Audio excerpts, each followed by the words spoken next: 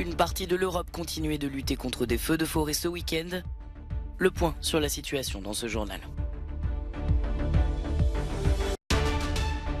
Un avion cargo reliant la Serbie à la Jordanie s'est écrasé au nord de la Grèce samedi soir. Il transportait des substances toxiques qui pourraient empoisonner les habitants. Les combats continuent dans l'est de l'Ukraine. Selon Kiev, la Russie prépare une nouvelle offensive et bombarde des villes dans l'ouest du pays.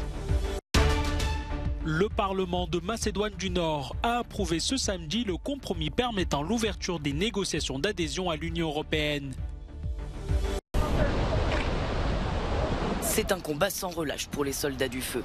Depuis 4 jours, les pompiers de Gironde tentent toujours de fixer 2 incendies qui aura poussé plus de 14 000 personnes à évacuer. Au total, près de 10 000 hectares ont déjà été brûlés. Des feux attisés par des températures extrêmes comme partout dans le pays. Météo France a placé 38 départements en vigilance orange. C'est d'ailleurs aujourd'hui que le gouvernement portugais devrait décider de prolonger ou non l'état d'alerte incendie en place depuis déjà une semaine. Le pays connaissait une relative accalmie ce samedi avec un seul incendie important encore actif dans le nord. En seulement quelques jours, selon un bilan de la protection civile, les feux ont fait 2 morts et une soixantaine de blessés. Au total, près de 15 000 hectares de forêt ont été ravagés depuis le début de la canicule. Des dizaines de milliers d'hectares également brûlés en Espagne, comme ici à Salamanca, où environ 40 km² ont été ravagés. Les pompiers tentaient encore ce samedi de maîtriser plusieurs incendies du nord au sud du pays. Un travail rendu difficile en raison des fortes températures. Selon le ministère espagnol de la Santé, 238 décès liés à la chaleur ont été enregistrés depuis le 10 juillet. L'Italie n'est pas épargnée par les flammes, notamment dans la région de Venise. Dans cette station balnéaire, la forêt de pins en feu se trouve près d'une plage très prisée des touristes. Randonneurs et vacanciers ont dû se jeter à l'eau pour fuir les flammes. 8 personnes ont pu être sauvées par les pompiers italiens.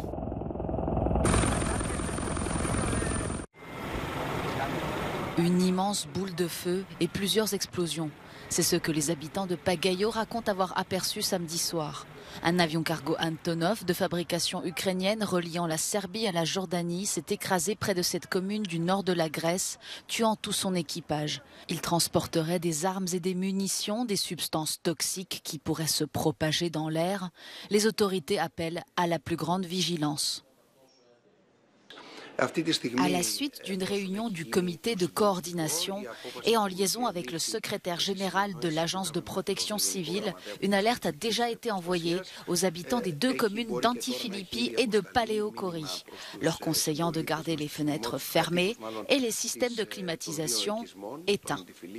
Les circonstances de l'accident ne sont pas encore connues. Selon les enquêteurs, le pilote aurait demandé l'autorisation d'effectuer un atterrissage d'urgence à Kavala dans le nord-est de la Grèce en raison de problèmes de moteur. L'enquête est toujours en cours.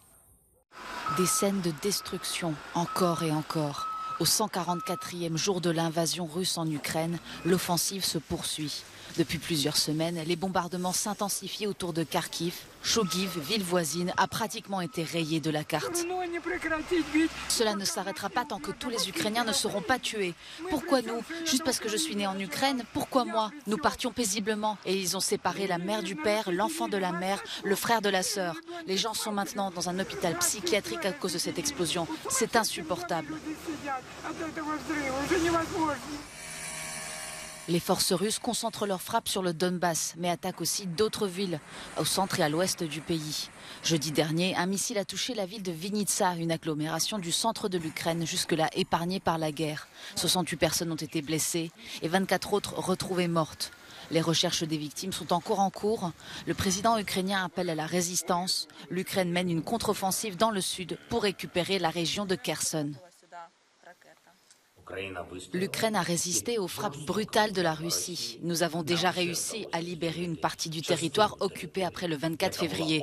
Nous libérerons aussi progressivement d'autres parties de notre pays qui sont actuellement sous occupation. Selon le ministère de la Défense ukrainien, la Russie s'apprêterait à lancer une nouvelle offensive dans l'est du pays.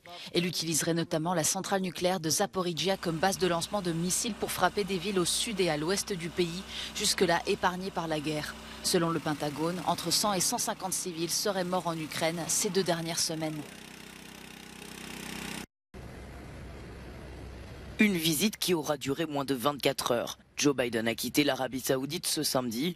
Un déplacement controversé durant lequel il a tenté de réaffirmer l'influence des États-Unis au Moyen-Orient, où il s'est rendu pour la première fois en tant que président.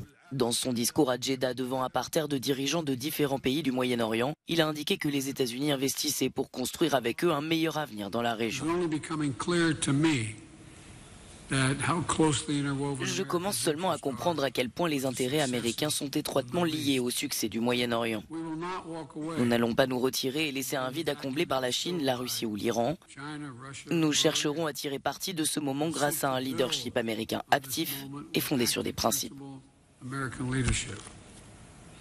Selon un communiqué de la monarchie du Golfe, l'Arabie Saoudite et les États-Unis ont conclu 18 accords de coopération dans différents domaines, comme le spatial, la finance, l'énergie et la santé.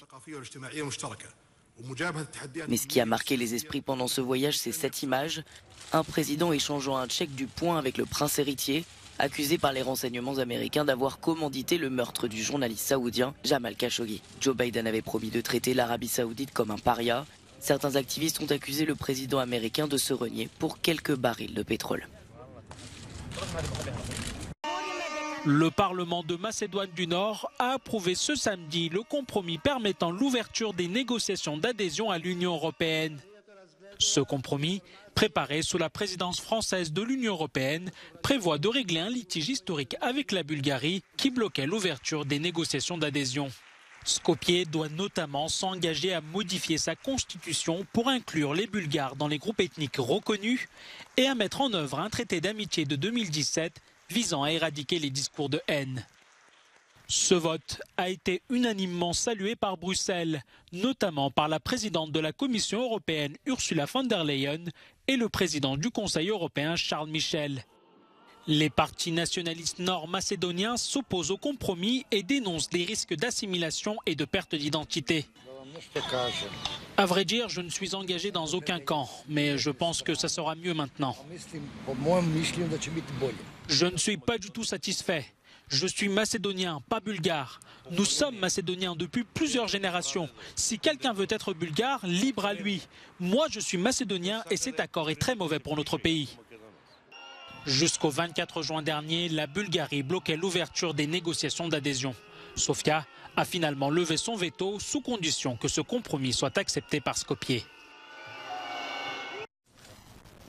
Les ministres des Affaires étrangères de l'Arménie et de l'Azerbaïdjan se sont réunis ce samedi en Géorgie. Erevan et Bakou ont ainsi entamé leur premier pourparlers direct depuis la guerre qui a opposé ces deux pays dans la région du Haut-Karabakh en 2020. Ces discussions s'inscrivent dans le sillage d'une médiation européenne visant à avancer vers un traité de paix. Ces pourparlers ont été toutefois précédés d'une montée de tension. Les deux pays s'accusent mutuellement de porter la responsabilité d'un nouvel échange de tirs à la frontière dans la nuit de vendredi à samedi. Après une première guerre qui a fait plus de 30 000 morts au début des années 90, l'Arménie et l'Azerbaïdjan se sont affrontés à l'automne 2020 pour le contrôle du Haut-Karabakh. Plus de 6 500 personnes ont été tuées dans cette nouvelle guerre. Dans le cadre d'un accord de cessez-le-feu négocié par Moscou, l'Arménie a finalement cédé des pans entiers de territoire qu'elle contrôlait. Ce sont des dessins inédits de Cabu qui arrivent au mémorial de la Shoah à Paris. 16 planches à l'encre et à la gouache qui racontent la peur et le désespoir de la rafle du Veldiv, mais aussi la complicité des autorités françaises. Une commande de la revue Le Nouveau Candide en 1967. On continue à avoir jusque dans les années 80 des livres grand public, les manuels scolaires qui vous disent la rafle du Veldiv, c'est la Gestapo, c'est des soldats allemands. Mais ce livre de 1967 et ces dessins de Cabu, là où Cabu fait vraiment un choix presque militant, c'est de ne représenter que des policiers français, parce que c'est la vérité historique.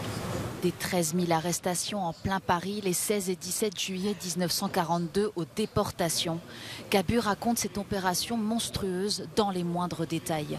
Loin des croquis humoristiques dont il était le maître, ces illustrations sont alors une révélation pour le grand public qui découvre une autre version des événements. Cette exposition gratuite vise tous les publics pour ne rien oublier 80 ans après.